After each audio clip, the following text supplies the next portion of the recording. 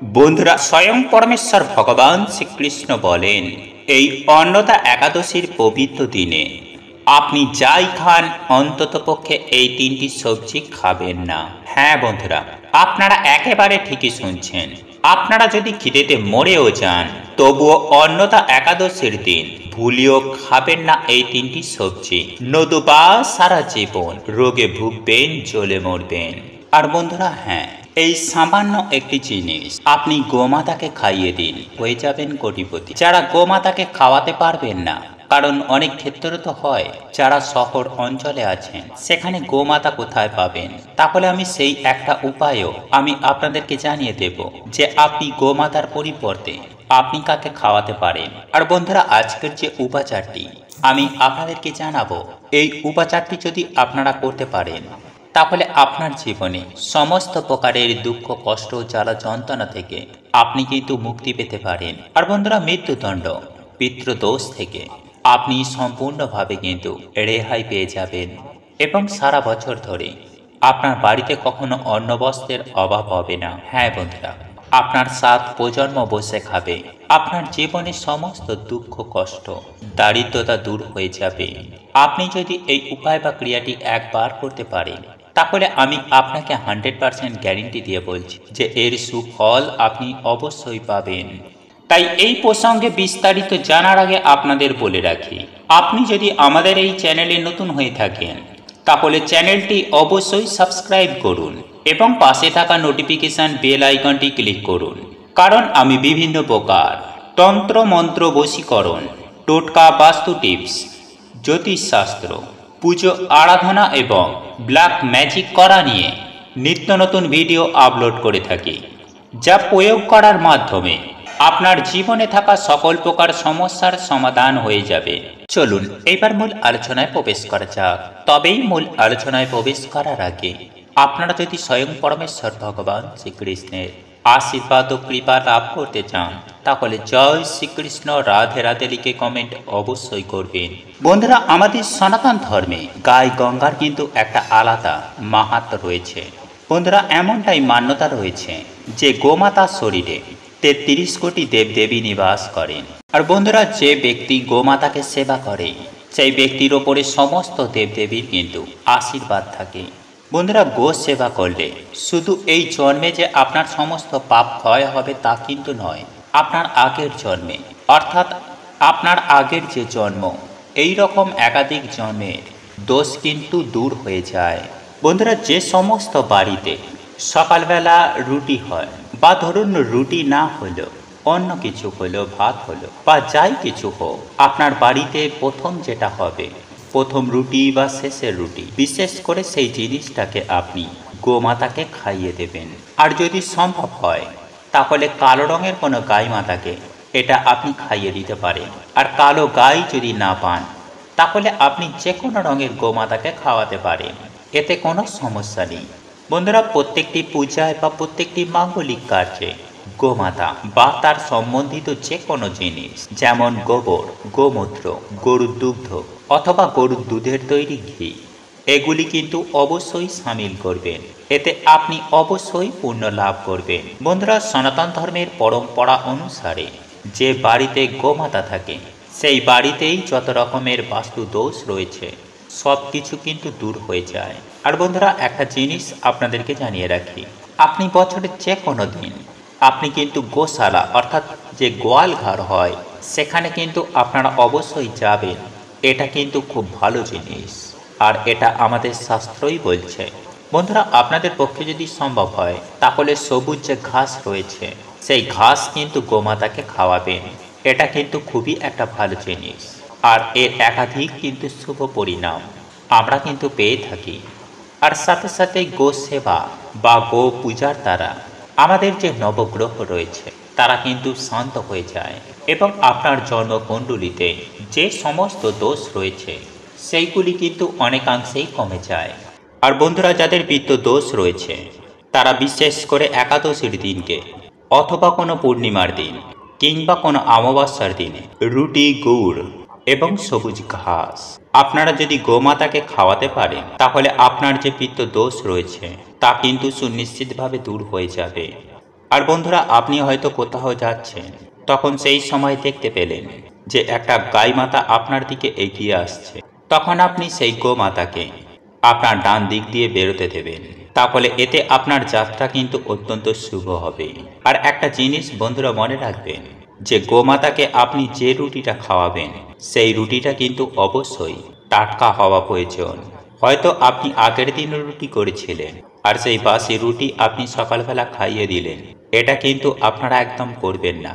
এতে কিন্তু বাড়িতে একটা নেগেটিভ শক্তি প্রবেশ করে, আর আপনার যে কার্য হবার ছিল, সেই কাজে কিন্তু বাধা পড়ে যাবে।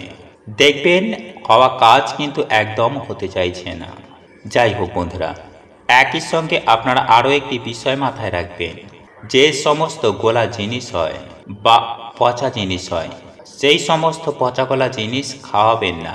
বন্ধুরা, আপনার বাড়িতে হয়তো কোনো ফল রয়েছে বা সবজি রয়েছে, সেটা হয়তো পচে গলে গেছে, সেটা গোমাতাকে খাইয়ে দিলেন। অনেকেই এই কাজটা করে থাকেন, কিন্তু এই কাজটি করা একদমই উচিত নয়।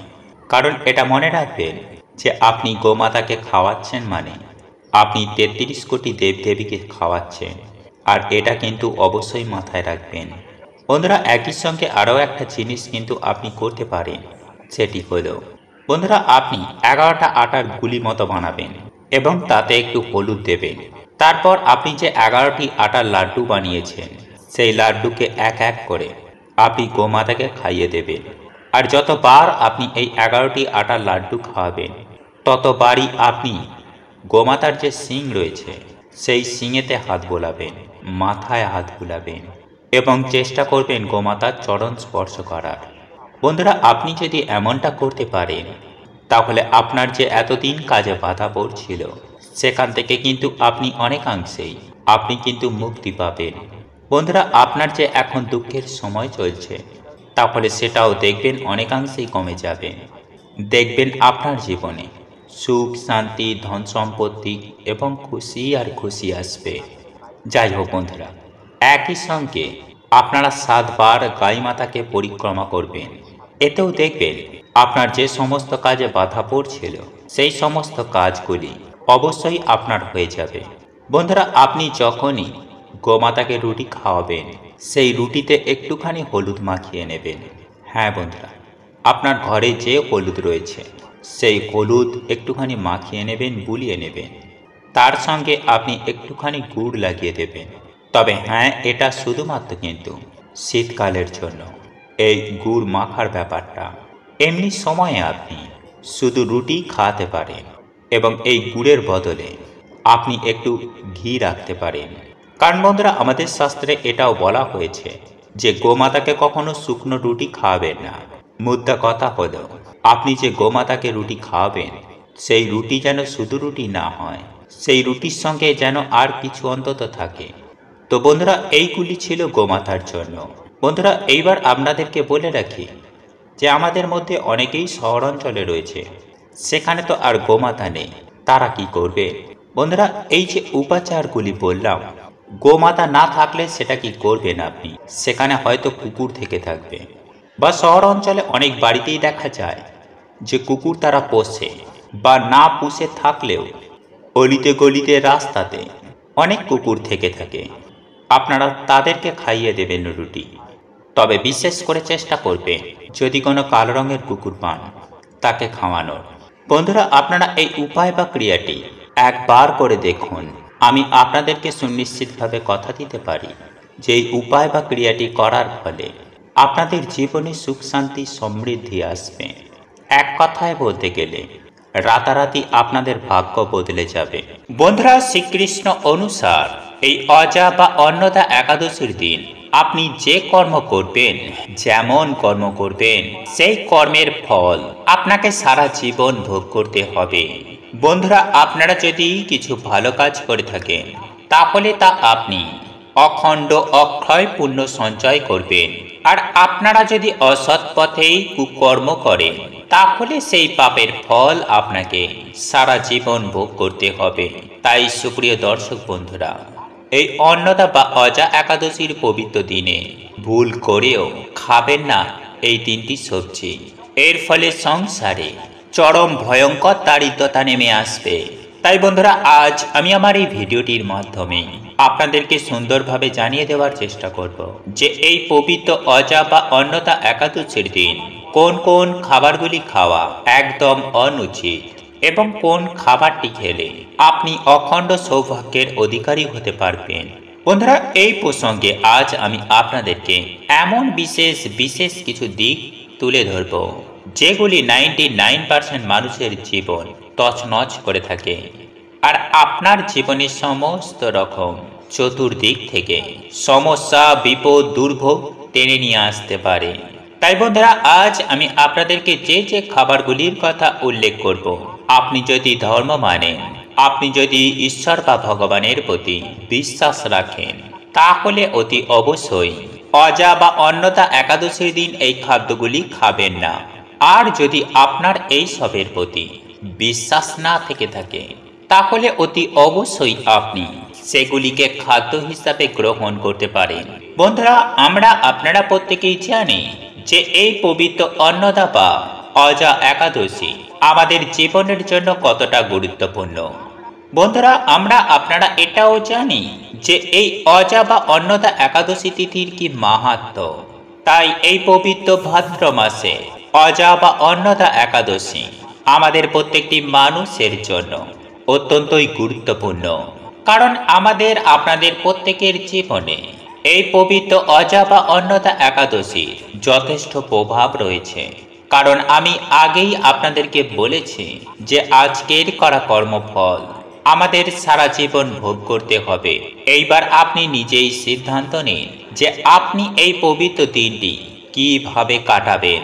আর এই পবিত্র অজা বা অন্নদা একাদশীর দিনটি হল আমাদের সুখ শান্তি ও দুঃখ কষ্টের প্রধান চাবিকাঠি।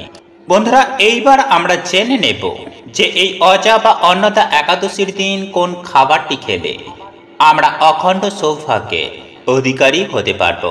বন্ধুরা, এই পবিত্র অন্নদা একাদশী বা অজা একাদশীর দিন যদি আপনারা মা লক্ষ্মী ও প্রভু শ্রী নারায়ণের এবং ধনকুবের রাজের একই সঙ্গে ভগবান গণেশের যদি কৃপা লাভ করতে চান, তাহলে অতি অবশ্যই বাজার দোকান থেকে কিছুটা মাখন কিনে এনে আপনি ওই মাখন দিয়ে স্বয়ং পরমেশ্বর ভগবান শ্রীকৃষ্ণের পুজো আরাধনা করে সেটিকে তুলসী পাতা সহ সপরিবারে গ্রহণ করবেন।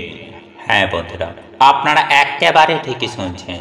বাজার থেকে মাখন কিনে এনে তাতে আপনারা অল্প পরিমাণে মিছরি মিশিয়ে এবং তাতে তুলসী পাতা দিয়ে আপনারা যদি এই মাখন গ্রহণ করতে পারেন, তাহলে আপনি এটুকু নিশ্চিত হয়ে যান, তাহলে আপনি অখণ্ড সৌভাগ্যের অধিকারী হয়ে গেছেন। বন্ধুরা, যাদের ডায়াবেটিস, সুগার রয়েছে, তারা এই মাখনে মিছরির বদলে অল্প গুড় মিশিয়ে খেতে পারে।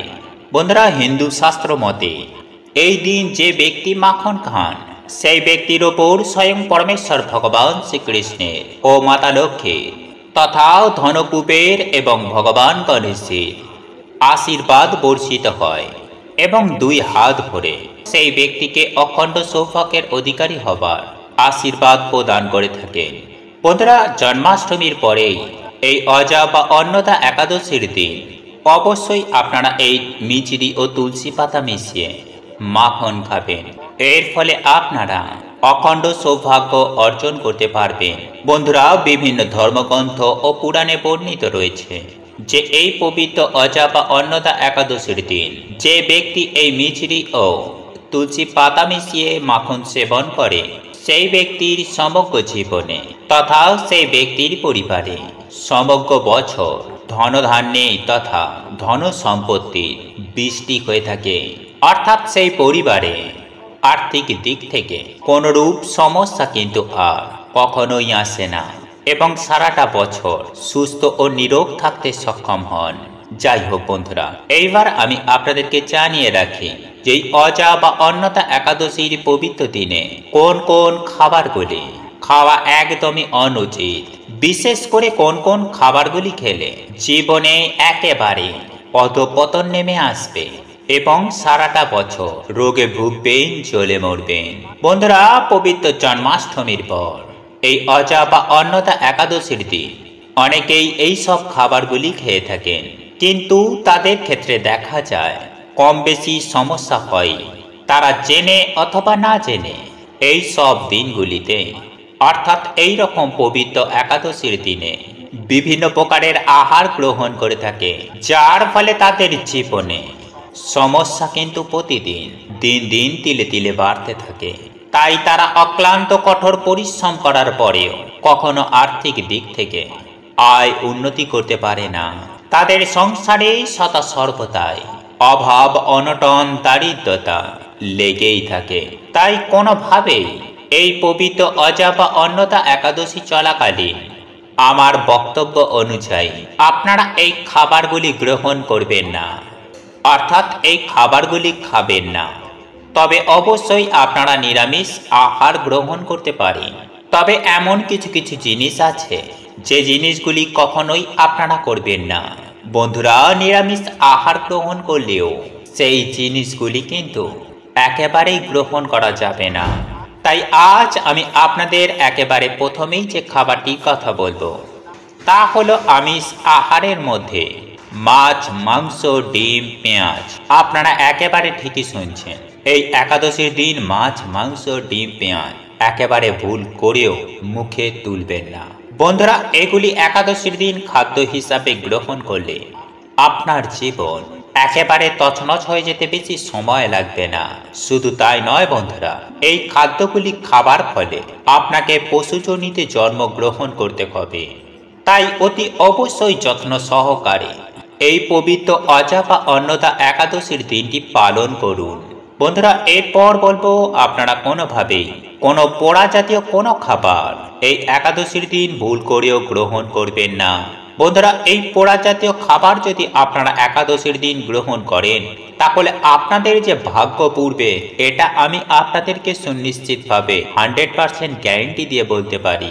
বন্ধুরা, এরপর তৃতীয় যে খাবারটি খাবার কথা নিষেধ করব তা হলো কেক জাতীয় খাবার।